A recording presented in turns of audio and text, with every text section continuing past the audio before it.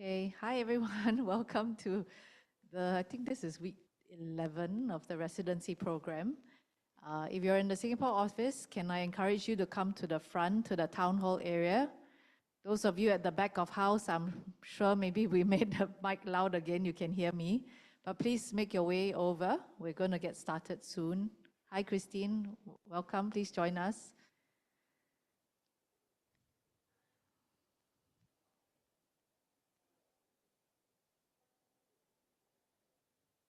Okay, while waiting for everyone to join us, we will just put up a QR code here. And this is mainly for, is it this QR code, Marissa? Okay, this QR code would be for our Carousell folks, so not for the residents. We're gathering feedback on the program. So if you have attended these show and tell sessions, you've had lunch with our residents, you've had a side conversation, interacted with them in any way, or have been observing this program, we would like to hear from you. Essentially, we are gathering feedback so we can make an informed decision about whether or not to continue the program in the next cohort. Okay, so as a reminder, this is week 11. Week 12 next week will be our last week. So we're gathering feedback as to whether to continue or not.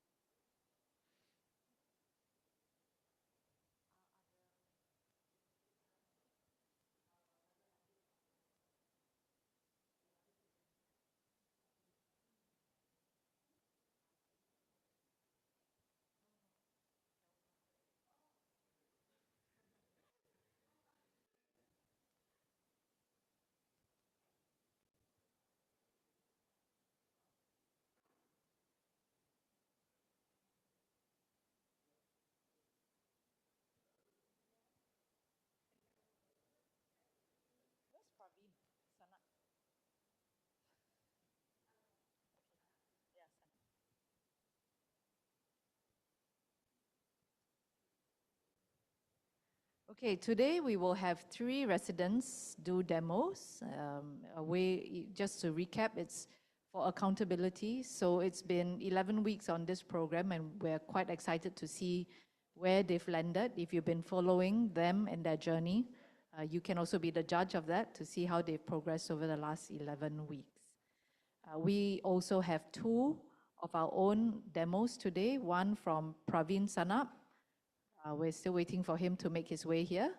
And then also from Ajith N, not this Ajith, who will also be doing a demo, but Ajith is based in India. And so he will do it online. We'll probably start with Ajith if you are there. Just get yourself ready and we can start with your demo. Yes, I'm ready. Okay. All right, let's get started then. Okay, sure. Can you give me access to share my screen?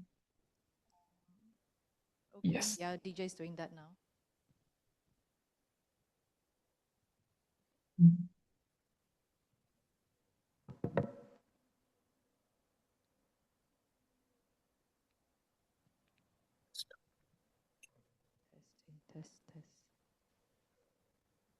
Test. Just a minute.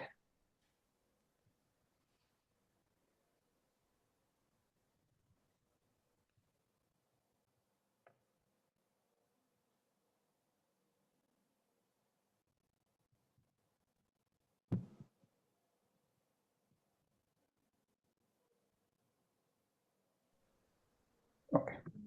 Sorry about that. Let me share my screen. Hope everyone is able to see my screen. Yep. Right. So first, let me trigger the agent and then I'll start with the explanation. So I have created a bot called as service provision bot, so which will help us in provisioning services for infra team. So let me start with the slides first. So whenever a new product or a new feature is being introduced in a carousel, so we create a service for that particular service or a feature. So for deploying that particular feature, so we in the backend, the infra team has to do multiple things. So for example, the infra team has to come up with certain files that are required for deployment. If the service needs database, we have to create the database manually, and we have to add alerting to the database manually. And there were other things, considering we can say it as like we had more than 8 to 10 steps based on the request, and the time it used to take is from starting from 30 minutes to 6 plus hours. So we used to spend these many man hours during the on call. So the the role of the on-call is not only to provision services, he has to monitor multiple things. He has to check the alerts that are frequently coming to him. He has to check the error rates in the L1 dashboard, right?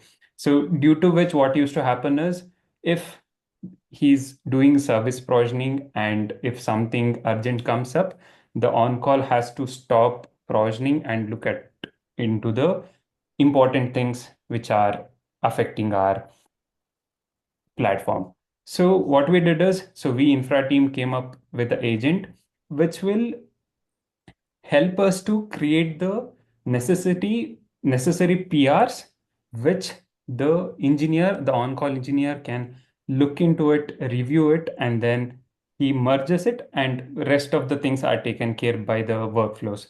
So this is one of the agent which I'm gonna show you a demo about.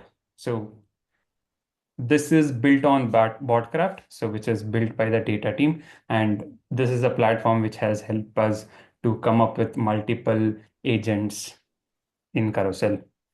So what my agent does? So my agent does currently 8 plus tasks. So one is service provisioning, data store routing, Sentry project creation, Sentry secret creation in Vault, and also if there are any need of resources increase in services, my agent can also do that. So we use AI in reading the ticket and also fetching as much information from ticket so that we can route to what type of request this ticket is for and what the agent has to do. So yeah. And also we give a report in Slack as well as Jira. So I'll show this as I go further.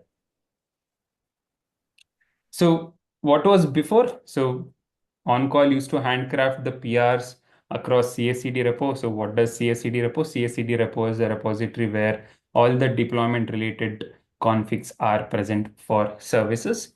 And we have a repo called as TF infra where we have TF files for Redis, DBs. If there's any service account that is required for services, everything sits in TF infra repo. So this was also manually done by the on-call engineer. So for services to connect to the database, we had to do routing. So we use Istio as a routing to connect to the database. And whenever we create a service or a database, we need monitoring based on like to check what what is happening on the DB or what is the issue with respect to service.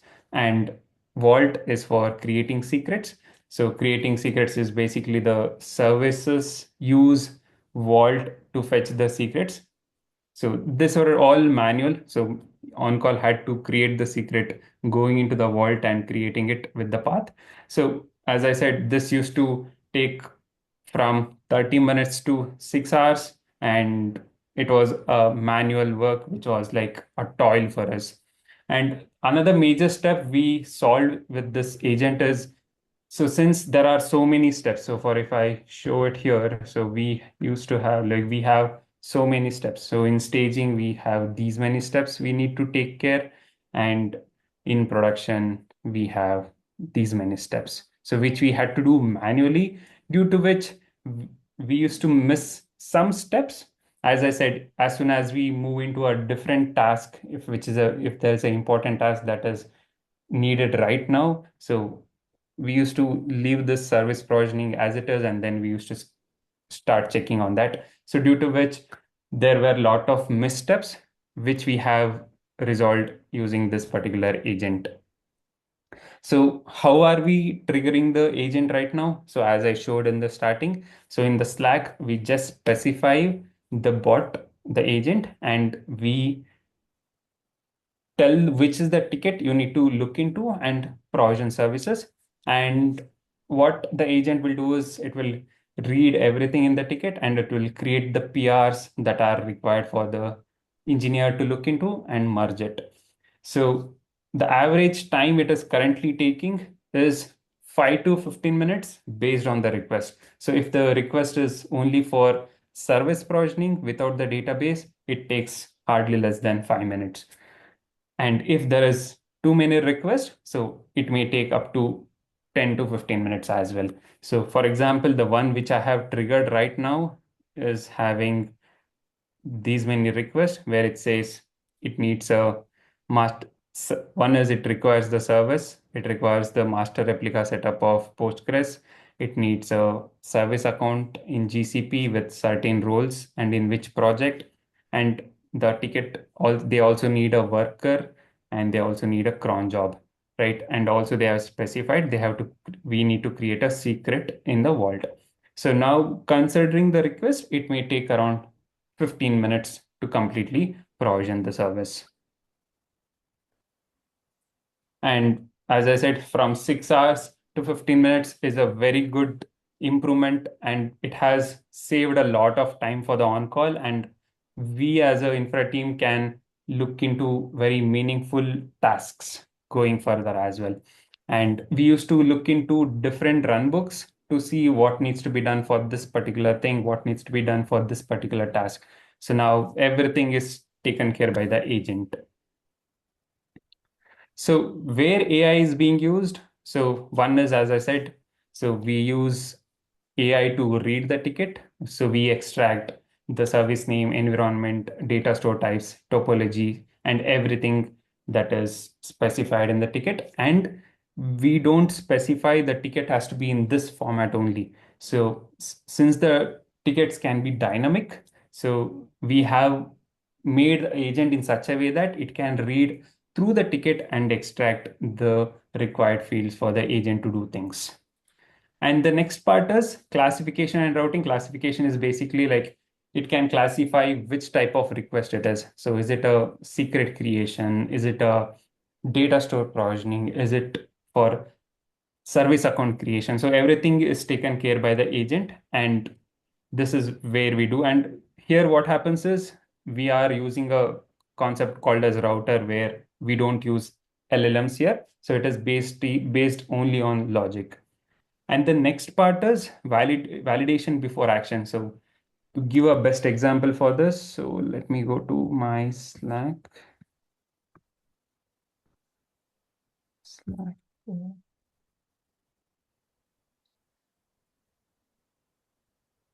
So So in this case, in one of the ticket, the user had not mentioned what type of topology he required for Postgres. So that is when the agent read through the ticket and understand, okay, for this ticket, the topology is not mentioned and I don't know what needs to be provisioned.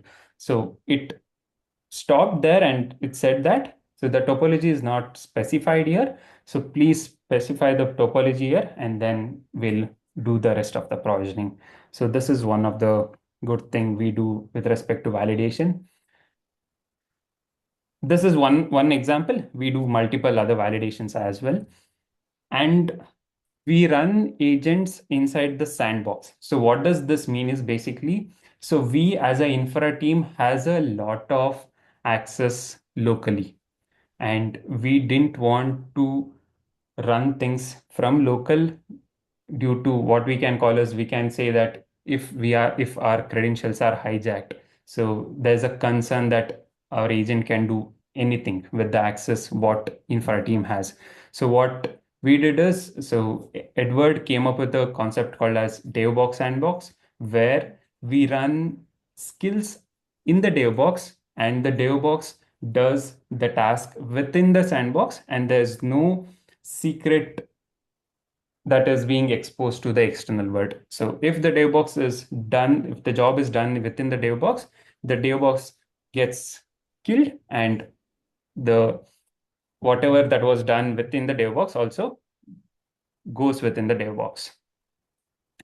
So next is with respect to structured reporting. So once the provisioning is done, so we send out a Slack message on what are the things that were created, and also it will show us the merge order, like what needs to be merged first and what is the next action that has to be taken care as well. So I'll show this once I'm done with this.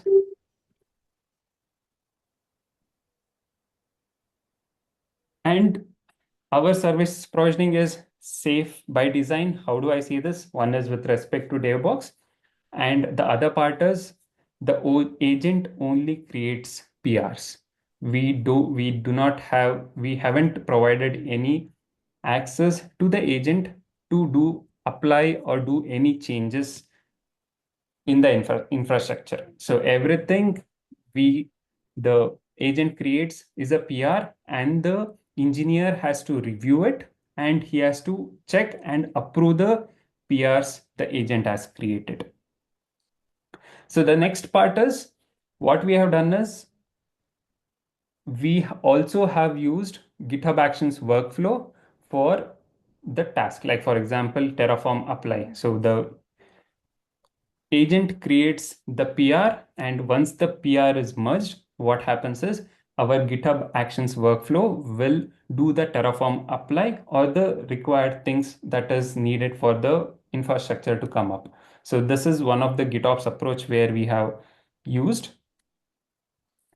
And with respect to MCP, what we have done is we are only doing the fetch part. So we are only trying to get as much request as from MCP. We are not doing anything with respect to creation or anything. So the only update part or create part we have done is with respect to Sentry, where we get the Jira issue to get the details and add comment to the Jira once the provisioning is complete. And for Sentry, we have used create, delete, and create, update, and find the projects. So this is one of the things we have done.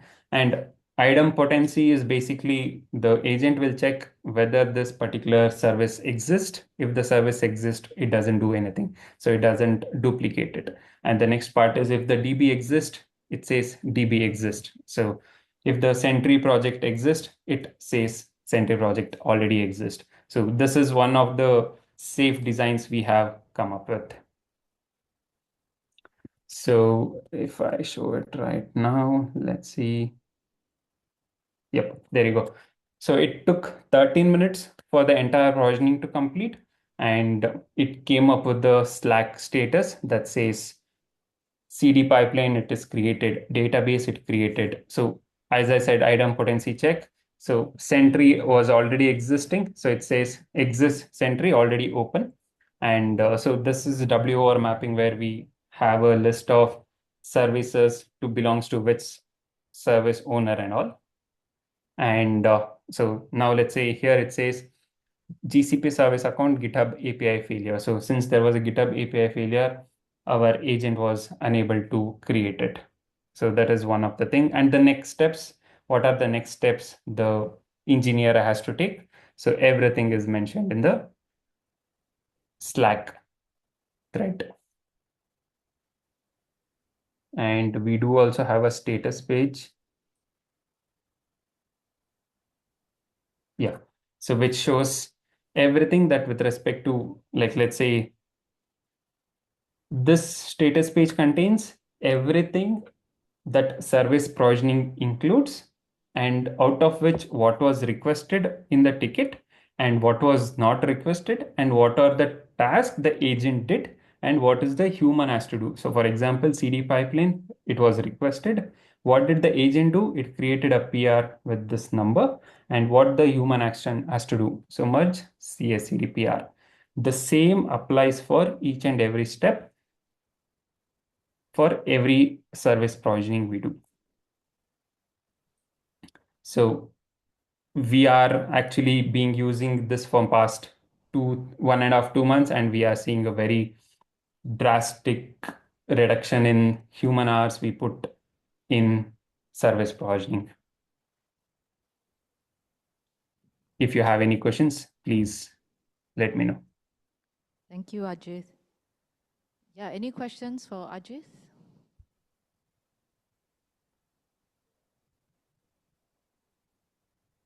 Any questions around the room or online? Anyone has a question? Questions? No? No questions? Okay, yeah, thank you, Ajith. Thank you so much.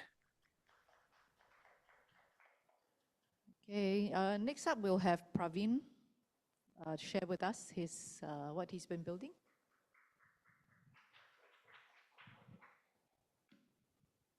Hello, hello. Hello, I'm Praveen from backend platform team in Carousell.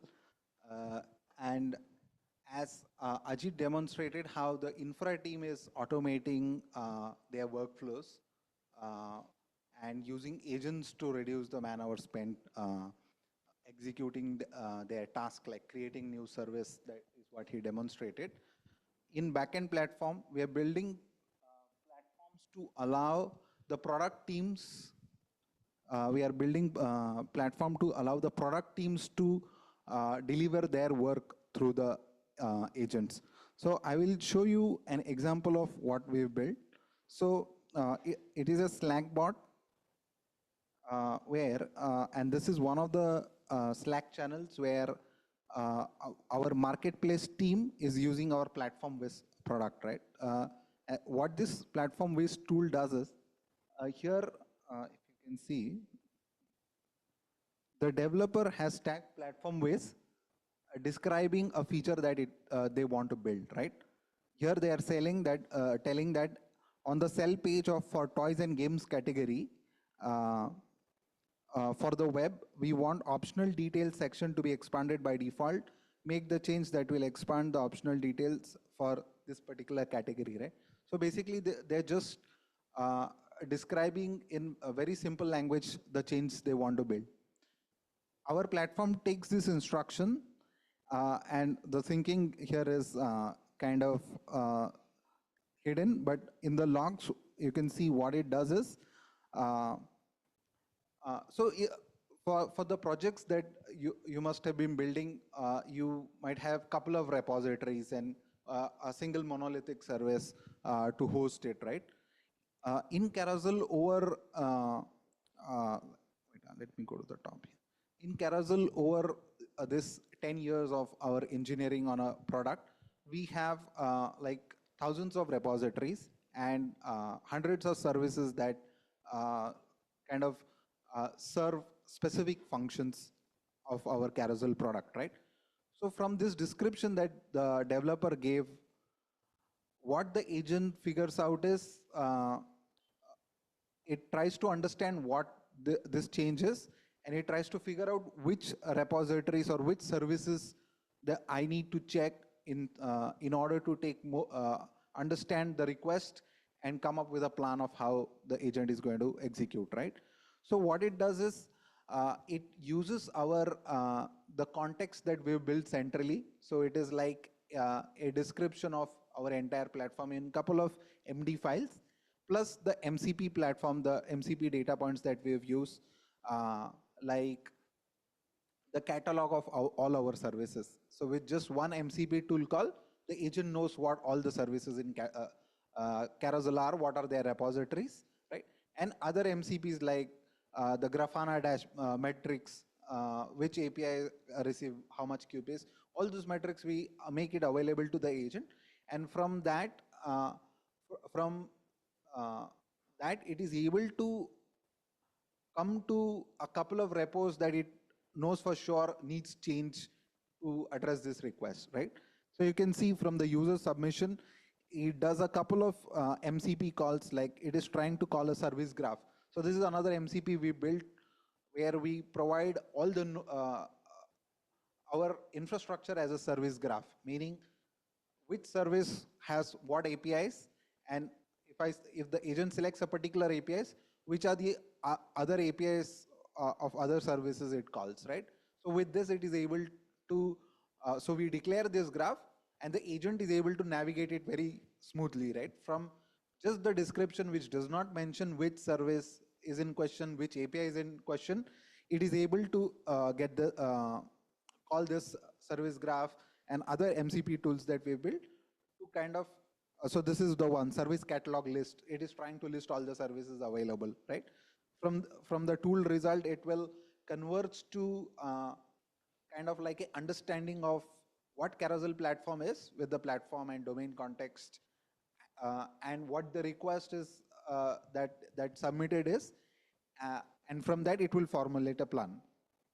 And what the plan looks like is we create a HTML artifact to enable the agent to communicate what it tried to what it understood in this session and what is his plan going to be like, right? So this is what it understands, that this is the architecture, right? So it identifies few services that will be touched, right? Not just touched directly, but that comes before in the flow or after in the flow, right? So here a service or smart field is involved, and it will try to demonstrate what changes it's going to make in this system diagram, right? And so this is the overall overview of what it found, and it will also report the specific changes that it's going to make to achieve this request, right? So it identify a couple of repos. One is the web repo because the change request is in web, and yeah, another is the smart field repo, right? These are the two repos it identifies is going to change. So from here, what happens is that either the developer can say, okay, this sounds like a good plan, execute it, or they can tag the agent with feedback, right?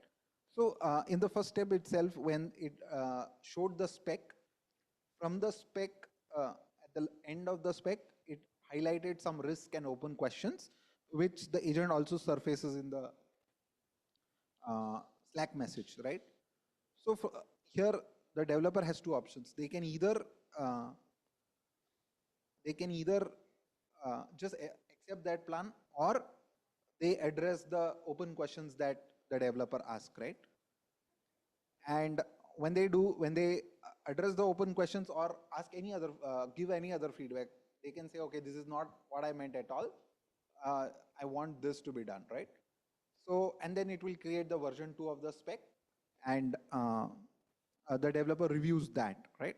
And as you can see, this is an actual session triggered by one of our developers, and they gave a couple of feedbacks. And at the end, they click on execute. That means the plan is accepted, right? And with that, the agent has created 2 PRs, right? So these are actual PRs to our system. From here, we allow the developer to take the PR, test it in their environment, and basically they get it merged to production, right? So this is the current flow that we built. How we are extending this is that we'll give them the ability to deploy this PR in our internal environment, so that all they have to do apart from Slack is open our app, connect to the internal test environment, and just test the feature that they requested, right? So completely remotely, just from Slack, they can trigger these flows and have the ability to directly test as well. So that is how we want to complete the loop. Yeah, so this is what we've built. Uh, I will quickly go through like few of the technologies we used to build this. There's quite an overlap between what Ajit was mentioning of what platform were used to build this. So the interface we use is Slack, right? But you can also invoke via webhook or other agents that use our agent as a MCP tool, right? It's like an agent to agent setup. Uh, Primarily Slack currently we have released, right? From there, the main piece that we have to solve for is what is the workflow, agentic workflow that we want to execute, right? Because as you say, it is a multi-step process from scoping the problem to specific repos to refining that scoping to executing. So there are multiple agents involved. And so what we don't want is just to give it all the skills to a single agent and ensure that it executes them step by step, right? So usually that does not work all the time. So what we do is we design workflows that are kind of predetermined, uh, uh, leaving space for uh, like uncertain planning to the agentic scope. For example, for the dev agent, what we do is the first agent can discover a lot of area to figure out uh, what needs to be done. So that piece is agentic. So we don't have a workflow that lists all the services, do this, do this. We don't do that. We give it MCP access, context access, and we let the agent discover all that stuff in the agent uh, kind of like exploration flow, right? So that is a kind of a dynamic step. But once that is done, its job is to formulate that into a plan and create a HTML and post it somewhere so it is viewable. So that is a fixed step, right? So we code it out. And we also give some automated loop to the first agent. Let's say if the first agent failed to do write this HTML in a specific format, right? You saw we have open questions to read, right? So the HTML should have a section called open section with the correct formatting. If it does not do that, we have like a mini feedback to tell it, okay, you missed doing this. So it is kind of like what's called as stirring. We are stirring the agent to converge to the workflow that we want, because the rest of the workflow depends on this particular information, right? So we have an automated loop also for the agent to do what is in the prompt, right? So what we found is that if you say to the agent that you must do this, it does not work all the time, right? You cannot say these are the means this is the stuff that you must do. Uh, Sometimes it misses doing that, even though we have explicitly said it. So for that, we have to build this automated loop. And uh, from there is a human feedback loop as well. That after the plan is created, if there is any feedback the developer wants to give, they will specifically say that, okay, this is what I meant. So each agent will have this one automated loop, one human loop, and then it goes to, let's say, the execution agent, right? It will say, okay, now your task is to create PRs in these repos, right? So that is how we do the handover. So for this illustration, what we require is a uh, workflow setup. So like an orchestration engine, right? So we have a couple of things that we use in Carousell. I think last time I shared about, in this forum itself, I shared about N8N. So from that point on, we have added two more frameworks. One is BotCraft, which Ajit mentioned that we are using for the infra bot. And what it does is it provides a YAML-based like a description of a workflow that then the BotCraft workflow engine tries to. Oh, I'm right out of time. Okay, okay, sure. Yeah. Yeah, and we also use the ADK, which is the Google's workflow engine setup. And as Ajit mentioned, we use sandbox. So all the agentic execution happens in a sandbox because we only want to give it limited set of permissions that are required for that task and nothing else, or else the risk of it getting access or deleting stuff is very high. Yeah, and then we have certain context that we have hand prepared, and certain MCPs that we give these agents so that it is able to do this stuff. So overall with this, what we have is we've released it with 5 teams.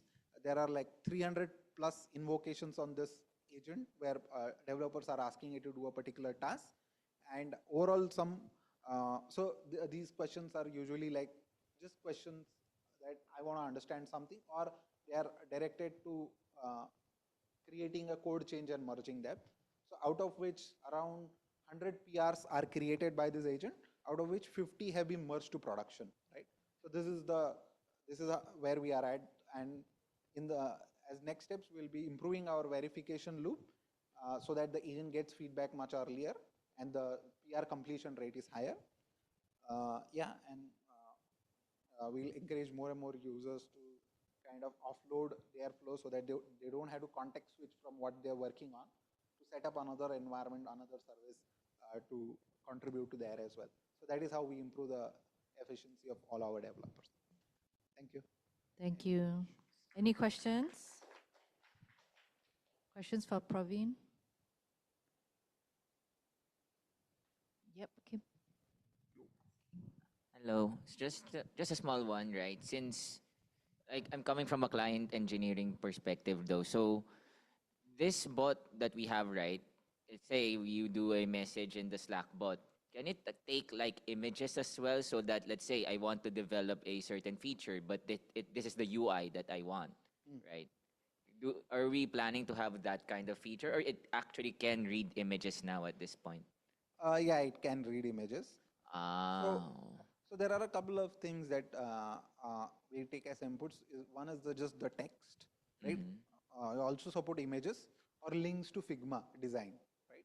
You can give a link to a Figma node, say that, okay, I want to implement this in iOS or Android or web, right? So there are few modes of input that we support currently. Thank you. Any other questions? Okay, thank you. Thanks, Praveen. Thanks, everyone. Adip, do you want to go next? Okay. All right, next up we'll have Adip, one of our residents. So we've moved on to the resident segment.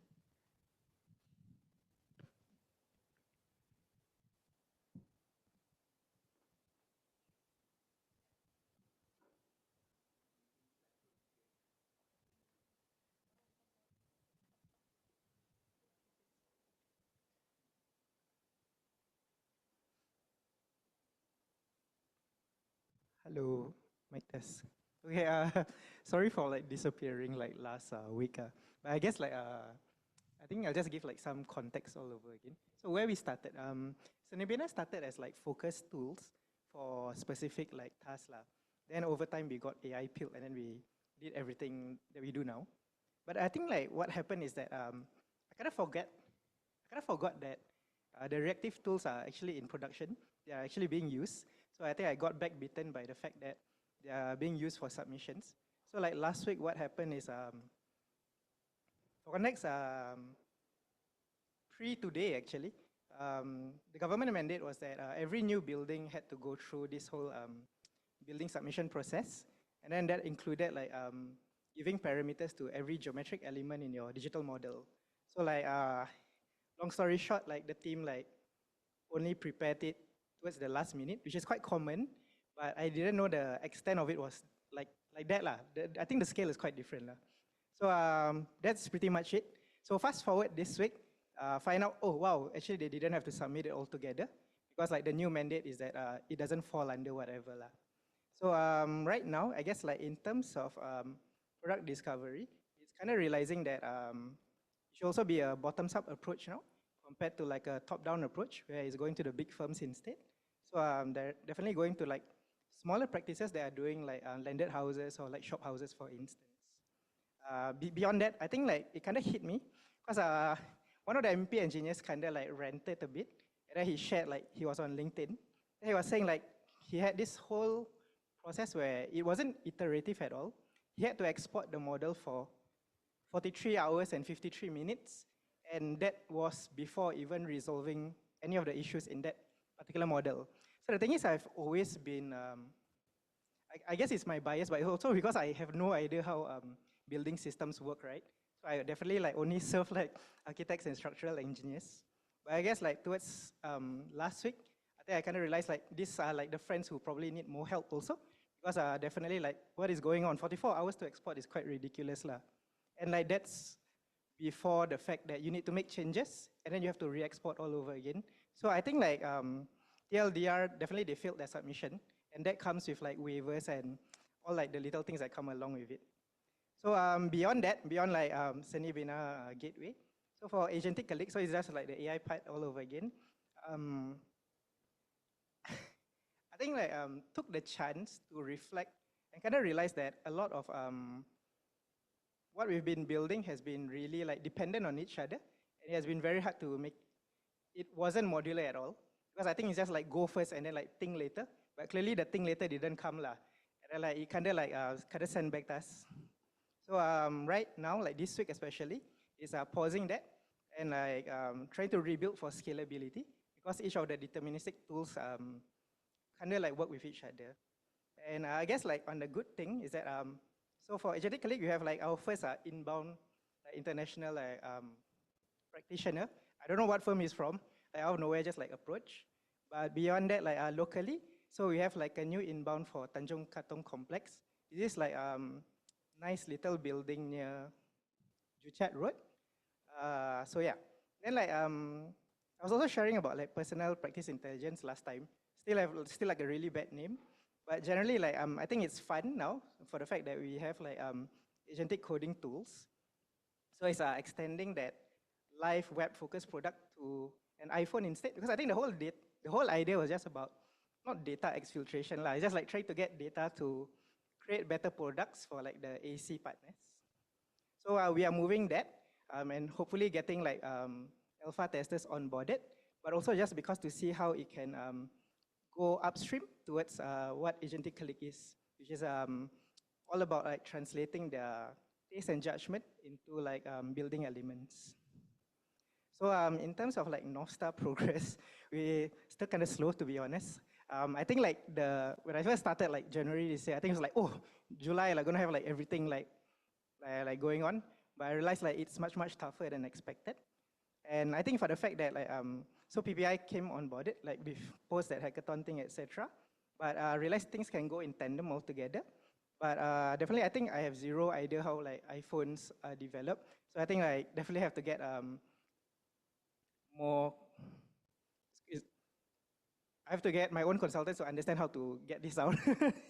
And yeah, but generally, I think in terms of like the July finish lines for Gateway, it's looking back and like I said earlier, like trying to partner up with more smaller firms because yes, like they don't need to do it now, right now, but like by October 2027, that's when the mandate hits all over again, where it's all new projects have to be onboarded with the same digital building submission. For Agentic Colleague, I think definitely like it's looking at the design to documentation workflows also, because like right now it's mostly design to design. So from one software, like Rhino or SketchUp to our BIM environments. And yeah, then for PPI, I think definitely just trying to test out and see where it goes from now. So yeah, thank you. Thank you, Adib. All right, any questions for Adib? Woohoo. No? Okay, thank you. Ajith, you want to go next? Or Mabel? Okay, Mabel up next.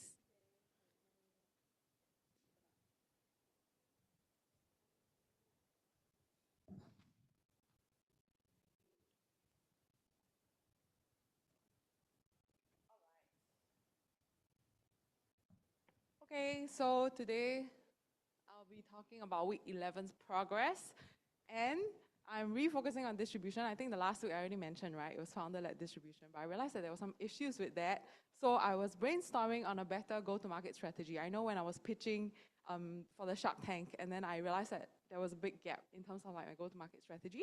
So I wanted to think about how I could build something that was potentially scalable and then didn't rely on like my personal branding or like just because I only have one contributor alongside me working on growth, right? So what progressed this week was that I actually had a distributor experiment. I had a contributor come on board for 1 month. But after the experiment, I realized that it was not working out. So unfortunately, I had to close off that collaboration. But what she actually helped me do was to set up like this account called Everin, like it's called Here with Everin on TikTok, and it's my AI companion's TikTok account. So basically, he has like, so I asked her to, so she's a Gen Z, so she was helping me with finding the best angles to pretend like if he was an oppa, how would he reach the right women, right? So the fun fact is previously we had like different kinds of aesthetics, but then this was the one that did pretty well. She would just post like for example, like it's literally just a freeze frame, like, oh, what the fuck is a 3 a.m. doom scroll if you're my girl, phone's off and you're resting? I do not understand this tone, but it's apparently a very Gen Z thing. And we got quite a lot of views, like 13,000 views for these sort of like UGC, AI UGC, and we have like 569 likes, we had 119 profile views, we had comments and reshares, and it's literally him like just cutting vegetables, or like, you know, him lying in bed. And then I was like, by the way, girl, like I think ours is millennial, right? So I'm not sure if like the millennial women that are going to use everyone will be interested in like some messy ass, like, or how many of you are looking guilty, you know, like maybe your rooms look like that. But I was like, we need to kind of tune the messaging.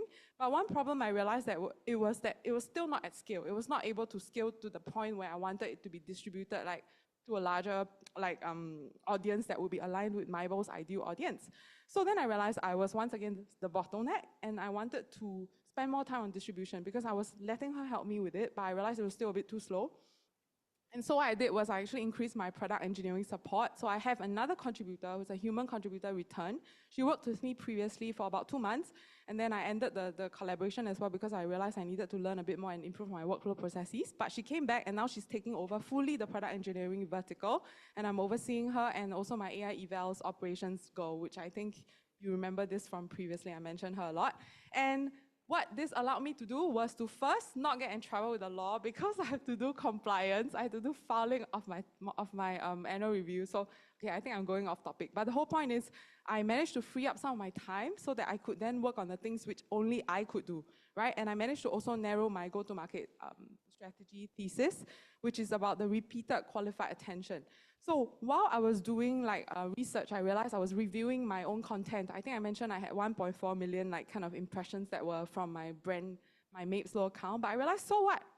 It's a cat meme that went viral, right? Like, okay, great. And then there are some memes that went viral, but this doesn't translate to anything. And they are not actual ideal users of my companion. And my views also fell, and I was leveraging, I was focusing too much on like 1 or 2 hits, but it should be a repeatable kind of hit. Not once in a while you create a hit, right? So I realized like the cost of my growth sprint was about like almost $300. So my next step is to move from views to qualified leads and actually to move towards paid users. So I need to really improve on my distribution strategy. Yeah, and I want to have repeatable channel economics that I know matter more. So I was thinking about my operating thesis and I really wanted to refine it. So I'm honing down on this where I saw this quote. It says, never hire a human, okay, it might be controversial. Never hire a human to do what a token can do for a fraction of a cent. And then maybe the AI wrote it and it sounds like pretty anti-human, but this is my contributor and I am integrating humans back into my team, just that I make it very clear what she owns. And I want them to own like end-to-end specific vertical. And that's why I think like integrating new contributors to my team are important, but I have to be very clear about what work streams they're owning and what the agents are actually delegated to do, right? So my whole point is to test how much I can push the output, like so that I don't have to expand on my headcount for my team because I'm a very lean startup and I'm resource scarce. So that's my new kind of operating thesis. And I found a new scoreboard. So this is the very exciting part. So I have been studying like different kinds of apps that are competitor apps, and they're like my go-to-market strategy. Like their go-to-market strategy is actually super like, some of them are really interesting. I think last week I mentioned the social growth engineer, right? There was a website that you can find all the best ideas to go like viral, the best trends. So there's this website called the Top Lean AI Native Companies Leaderboard. And what they do is they will show you the number of headcount they have and the amount of revenue they earn per like employee. And it made me think about like how we're actually assessing like ROI in today's, like if I was to start like my startup as an AI native startup from the ground up, right? And Carousell was one of the companies that I followed when they first started in 2024. And they have a tiny team, and it's very interesting because they are 17-year-olds. Like they were started by 17-year-olds, they were in high school, they ran the engineering team, and then they slowly expanded their team. But when they actually exited, like I mean, they didn't exit, they were quiet. They had only 7 core team members. And the concept is that I will explain their strategy and how I'm actually borrowing it for Mybo. But the whole point is I think like most of these companies are actually not from Southeast Asia. So I was like, why are there none in Southeast Asia? And also most of them are men. Like, why isn't there something that is actually from Southeast Asia and led by women? So I want Mybo to be on this. So I'll just briefly talk about Cal AI, why it's exciting. It's actually an AI-powered calorie tracking tool. So it's nothing super sexy. It's literally just scanning a photo of your food, and then you get the calories, right? But then they were built in May 2024, and they were acquired by MyFitnessPal in December. 2025, and they had 50 million plus downloads, and then their annual revenue was like insane. And I was like, why? Why are they so successful at this? Because I wanted to learn their distribution strategy. Like there's something that I was realizing that I wasn't able to scale beyond a certain point. So I realized that their go-to-market strategy was that they were very good at hyper-viral influencer marketing, and they leveraged short-form video viral loops. And I think you're seeing some of the existing companies, like I think I was talking to some of my friends when we were trading like GTM like strategies, right? I think one of it I've been seeing a lot on my page. I don't know if you've heard of Ping Duo Duo. Like I've seen it everywhere, and I think they're leveraging the same kind of strategies because they need to tap on the influencers to make it viral so that they will get on the FYP for you page and train the algorithm, right? So Cal AI showed me that AI native growth can look like this. Very simple visual wedge. It was a demo that showed off their product. Immediately, they would then be like the creators who are actually distributing this will be hired like for a retainer basis. So it's not a one-off product. So what they did was they would message like 1,000 influencers. They will get like 150 on a retainer, and then there will be like four posts in a row. And then because they were posting so frequently across the entire, like all the different channels, they would be able to then get that repeated kind of exposure. So this is what I'm focusing on for Maibo, like the creator distribution engine, and I'm applying it to emotional wellness. So the core point was initially, I think the biggest update for me was I was focusing a lot on my personal branding. Then I tried to move towards Everett. And now I'm thinking, I think my go-to-market strategy, my thesis, is for creator-led AI wellness companions moving forward. That's the next goal. So this is going to be the wedge that I'm going to be testing out. And then I would be focusing on having creators to work with me together and then license like what they are currently known for, and then to continue building like Maibo alongside me and to spread it to their communities as well. Yeah, so the main kind of focus I'm going to focus on moving forward is to build the go-to-market engine before I scale the company. And then I also have like other kind of, okay, maybe I'll talk about it another time. So yes, I will sharpen my B2C distribution, and I'll learn from the lean AI benchmarks, and I want to keep the B2B wedge as the next expansion path, because I had some discussions in Taiwan, but it's still non-conclusive yet. So thank you. These are my updates for today. All right, thank you, Mabel. Okay, questions for Mabel? Any questions online? No? Hi, I have a question. Yep, go ahead. Sure. Hi, Mabel. Oh, Hi. that's Daryl. So I was Hey, Daryl. yo.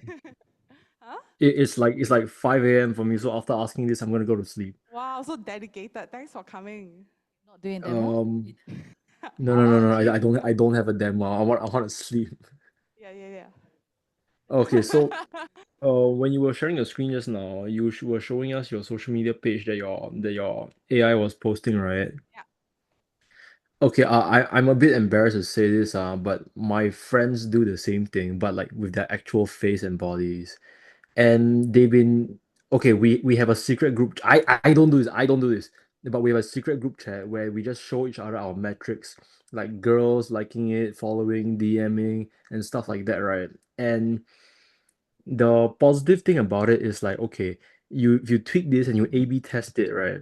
Which one results in a higher engagement? And I'm willing to introduce you to my friends if you want to help, if you want to improve Maibo on this type of stuff. Are you asking me to work with them as creators so that they can be spreading my oppa to their fandoms of women? Well, it's not necessarily them spreading it to your fandom, but it's more like you can maybe interview them or like maybe keep track of them. This way, you can integrate what they do into your AI, right? Because it's like live results. You can literally see the metrics, like the likes, comments, whatsoever. Wow. Okay, sure. I mean, like, so they're thirst trapping women and comparing metrics. Correct. Okay, let me talk to the most successful ones, and thanks for sharing that, Dara. I really appreciate you being here at 5 a.m. telling me this. Okay, thank you, Daryl. All right, we'll move on in the interest of time to Ajit, our last presenter for today.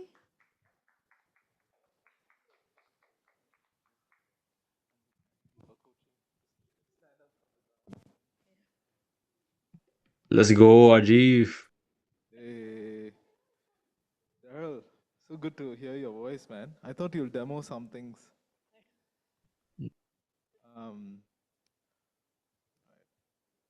Okay, so I think much time do we have?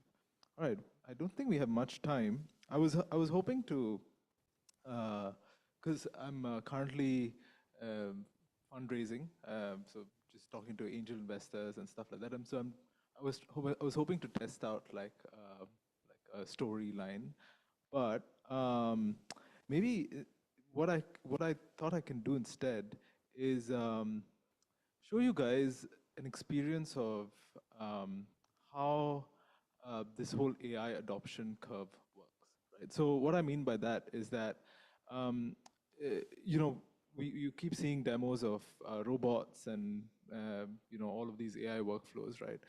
And a lot of times our immediate assumption is obviously that like, okay, you know, all of physical labor is going to get replaced. And I think you were just talking about where exactly you want to use humans and where exactly you want to use agents. I think what we experienced from actually deploying AI like in the port was that this journey actually took about 7 years, right? And I can show you a little bit about so we started with the Pasir Panjang port, right? And let me share the screen. Sorry.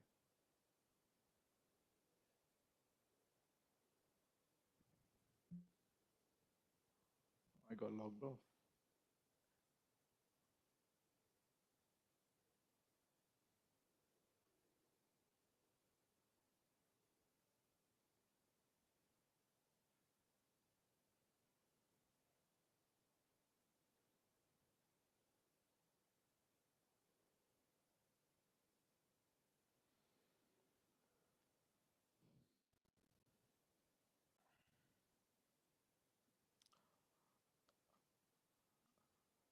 All right, so when we started with the Pasir Panjang port, all we were doing was we were using CCTV footage. So this is basically like a truck, that's a container. So, you know, as the, so for these big crane, 300-ton crane, like essentially they need to look at all these CCTVs while they're operating the crane to make sure that when they're moving the container, the truck doesn't move off, or when they're lifting up the container, the truck doesn't get lifted along with it. So there was all these different checks that they needed to do in order to operate the crane, right? What we did was just train simple models to make sure that we can make these detections, and then it interfaces directly with the crane's control systems to either slow down the crane or pause the crane or stop the crane. And this was going on and there's like about 30 different models that we essentially deployed. So this one is one where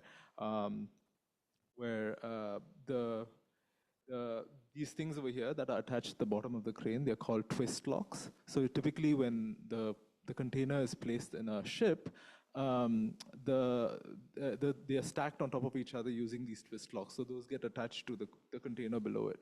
But when the container needs to be stacked in the yard, in the port, they can't have these on them, because if they are there and the crane lifts it up, the whole stack will fall over.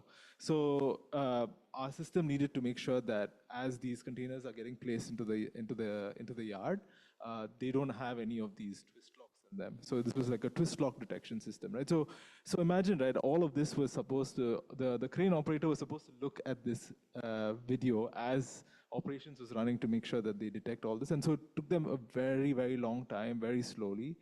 But then when we used our models and our machine learning models, like we were able to improve their workflows. So it was almost like an operator assist, human in the loop, or rather AI in the loop, but operator assist, right? So we brought down their crane operations from, say, about 5 minutes to less than about 1 minute and 40 seconds per job.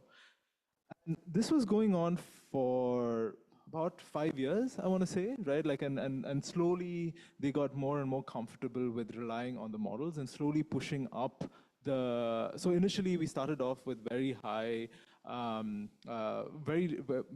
relatively high false positives, but almost zero false negatives. right? So obviously you want accuracy to be high, but then slowly they wanted to keep pushing up the pushing down the false positive rate as well, meaning that they wanted to have better performance more and more, right? And so as you have more data, that model keeps, the edge of that model keeps moving, and you get to a point where, it's very 99.9% of the time, it's very, very accurate. And this is another such, it doesn't work, sorry. But yeah, there's just like about 40 different models that was running. Now, what happened after this was when they were starting the Tuas port, so this was all in Pasir Panjang port. That's where majority of Singapore's port operations work. When they were starting the Tuas port, that's when they had already experienced what AI can do for about 4.5 years. They had trusted that models can actually make decisions and they don't have huge insurance claims and stuff like that. And that's when they came to us and said, hey, like, can you, and so all this while, each crane still had one crane operator. And then when they went to Tuas, that's when they said, oh, you know what, like, can we have a way in which the AI itself can operate the crane? Right, so this entire autonomous crane, and when we think about autonomous cars, autonomous cranes, robots in factories, we're thinking about like replacing humans from day one. But actually, that entire process of getting to that point takes a lot of effort of people really getting used to operating alongside AI models in small fashion, right? And so that's when we went to. So I'm going to show you what's the current state of this this product, right? So in Tuas Port, what happens is now the crane can actually see where the truck is. It can guide the truck using, so these traffic lights over here, they kind of guide the truck to park at the right spot using computer vision. The crane also checks for different things like, whether the human beings are walking around, if the cabin door gets open, because if all this happens, the crane will stop operating. And then beyond that, it would also start actually, it will also start, wait, about here. Yeah, here. So it'll start, so it uses like 3D cameras that are along the side of the container, and it knows, like it can understand the scene that it's at, so it can see like us in 3-dimensional space. And it controls the entire crane over here coming in to come and essentially pick up the container. And this also happens even if the truck driver suddenly takes his leg off the brake and the truck moves a little bit, the crane can kind of adjust itself to come and pick up the container because it understands where the truck is at, right? And all of this is happening entirely autonomously right now. But yeah, I think my key point today is that I've been trying to think about how to communicate this even as I'm building out this robotics company, because this entire process for and this was just for autonomous cranes, right? But you can think about it for every single robotics application that requires some level of probabilistic approach. There's going to be like this kind of journey where you really need to bring the operators alongside and slowly build up trust in the model so that they get used to working with it. So yeah, that's all from me. I have nothing else. All right, thank you, Ajith. Oh, interesting. Any questions? Okay, I have two questions. I mean, 2 points. One, right, is probably like about, I guess, because what you were asking for was about your raised deck. Was it, or was it about getting operators on board? Because you have two different theses. Like if you were pitching to these two audiences, it would be different, right? Which one were you talking about? Like your main. Thinking about like just getting some feedback around the Angel deck, but I think like the issue with this, right, is that what I'm seeing in the market, like in this, because there's quite a bit of hype around robotics right now, and if you've not done this, you don't realize like what it takes to get physical AI into the real world, right? So I don't know. I need to find a way to communicate this in my pitch. Yeah. but most of the people on the other side of the table who are potentially funding me, who I was one of them as well a while ago, don't have this context because there's not that much information about this in the world, right? Like there's the only equivalent that people know about like this is Waymo. Other than that, no one else understands what it takes to actually deploy. So yeah, I've been just trying to figure out how to communicate it. Like it's just maybe from my thought, I would say like, I mean, I haven't had a ton of experience, but I had to pitch like quite a few times. I think like what I initially thought was also a lot on focusing on the features, like, you know, like, oh my God, look at my agentic harness, blah, blah, blah. But I realized they don't care. They just want the outcomes. Like literally, like if you put like a before, after, previously it was so simplistic. After that, it was so much more detailed. And then you save how many manpower hours, you save them how much in terms of revenue, like, you know, then they reduce the incident, like issues, like the amount of, I don't know, like percentages in terms of injury at the workplace. Maybe these things will be helpful, like in terms of like outcomes, rather than the difficulty of actually setting it up. Because I feel like if they are buying for like convenience and efficiency and reliability, I think maybe those outcomes will already be addressing some of their core concerns, and then it will get them to buy in versus like you explaining how complicated. And obviously it's meant to be like, it's very admirable how hard it is, like, obviously, to be building this. But I think from their perspective, probably it's just like, how does this bring value to me and my company and will give me returns, right? And then I have also another question, which is a more frivolous one. What happens when it rains and then it cannot really see, like, you know, the camera, just now it was quite foggy. What happens if it rains and then there are like blockers or a bird flies by or like different conditions or weather?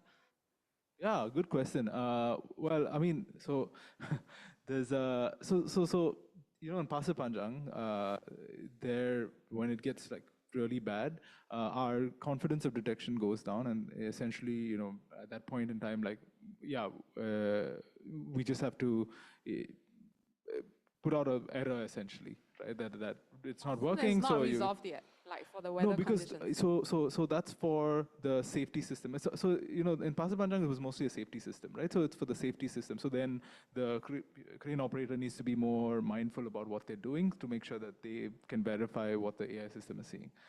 Here, what has happened is that we have like redundancy. One.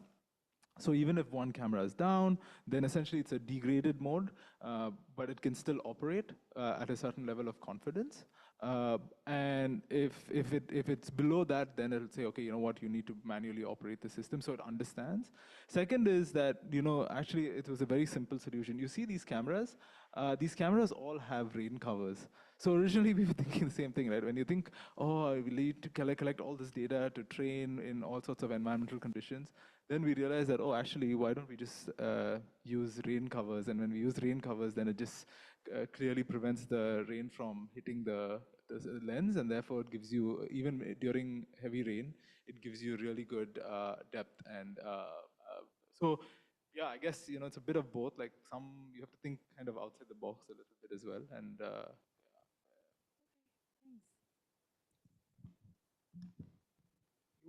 Actually, like this is just like a thought because I've been having, I think like the same thing. So like I think I'm not preparing any pitch deck, etc. But I think what I realized is that like a lot of the clients that you work with are probably very ready to vouch for you. Because I think like a lot of like the partners I'm working with, they'll be like, oh yeah, I can be like an advisor of blah blah blah. So like they probably won't invest directly, but then I think like the idea that is like you can use their name to use it to escalate to like other like projects, etc. Because I think it's like a snowball thing. So I realized like I can't like get you onboarded like what's that word called like I can't like have like a proper MOU, but they are more than willing to be able to use their name to like and I think like that might really help because I think like generally like I think like my sensing is that like if like VCs want to see like outcomes, right, they probably want to know like which projects have this like already been like implemented on, etc. So I think that might be like a nice way. Yeah, because I think like right now, when people tell me like, "Oh, I'm be your advisor," I'm like, thanks, but like I don't know like where it can go. But I think like after you talked about this, I guess like it definitely goes on the pitch deck instead lah.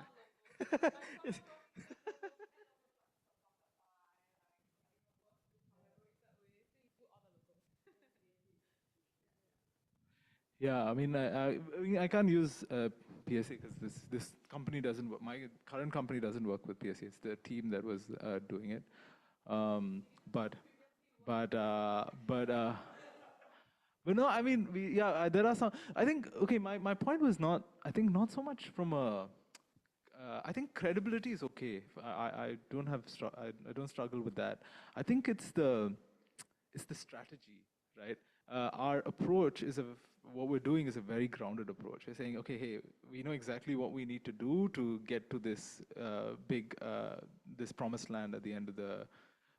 But our path is one that's informed based on our experience of what we've done. But it's not sexy. It's not like cool. It's just execution. You just need to put in the work. That's it. But for most people, it's like, huh? How come? Like, it's very hard to grasp that. Oh, what's so unique about it? Well, I don't know. I mean, it's just execution. It's just knowing what to do and doing it well and doing it consistently instead of chasing after a shiny thing.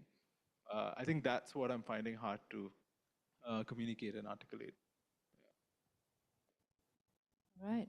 All right. Thank you, Ajith. Thank you, Yeah. team. Okay, with that, we've come to the end of this week's residency show and tell. So I want to say thank you. Next week will be our last one in this cohort. Can I just get the team to show the QR code one more time? So for the Carousell team, if you are online or you're here, we would love for you to share your feedback by filling up this form. So, to share with us how you found this residency show and tell program. The objective here is ultimately we would like to use it as data to determine whether or not to do the next run, right? What people have enjoyed about this program, what we should keep, what we should change. So would love to hear from anyone who's ever interacted or know about this residency from the Carousell team. Okay, all right. With that, thank you. We can end it off here. Thanks.